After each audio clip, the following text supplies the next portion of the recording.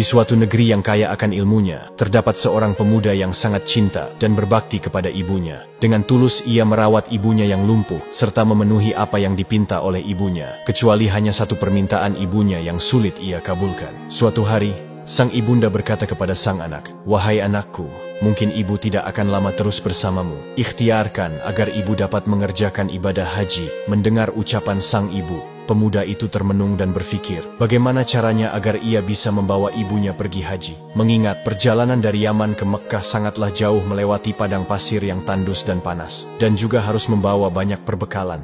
Dengan tekad yang kuat, ia membeli seekor anak lembu untuk dijadikan latihan. Ia menggendong anak lembu tersebut naik turun bukit, hingga lembu itu dewasa. Dan otot-otot di badan pemuda itu semakin berisi dan kuat bertenaga. Sampai musim haji tiba, pemuda itu bersiap menggendong ibunya dari Yaman menuju Mekkah untuk melaksanakan ibadah haji. Dengan rasa cinta kepada ibunya, ia rela berjalan kaki di tengah padang pasir yang tandus dan panas, semata-mata untuk memenuhi permintaan sang ibunda tercinta. Tibalah mereka berdua di tanah suci. Pemuda itu terus menggendong ibunya mengelilingi Ka'bah. Dengan rasa haru dan bahagia, sang ibu terus menangis melihat bakti anak terhadapnya. Di depan Baitullah, sang anak berdoa, "Ya Allah, ampunilah dosa ibuku." Dengan heran si ibu bertanya, "Bagaimana dengan dosamu, wahai anakku?" "Dengan terampuninya dosa ibu, maka ibu akan masuk surga. Cukuplah ridha dari ibu yang akan membawaku ke surga." Dengan karunia Allah, pemuda itu sembuh dari penyakit kulitnya, dan bekas belang di tubuhnya pun hilang, kecuali hanya tinggal selingkaran saja di tengkuknya. Hari demi hari berlalu, pemuda itu berkeinginan untuk menemui Rasulullah di Madinah. Namun ia tidak menjumpainya karena Rasulullah sedang berada di medan pertempuran. Dengan berat hati pemuda itu berpamitan kepada Sayyidah Aisyah dan menitip salam untuk Rasulullah Shallallahu Alaihi Wasallam. Ketika Rasulullah pulang dari peperangan, beliau mendapati salam dari pemuda itu, kemudian berpesan kepada Umar dan Ali, "Suatu ketika apabila kalian bertemu dengan dia, mintalah doa dan istighfarnya, karena dia adalah penghuni langit, bukan orang bumi.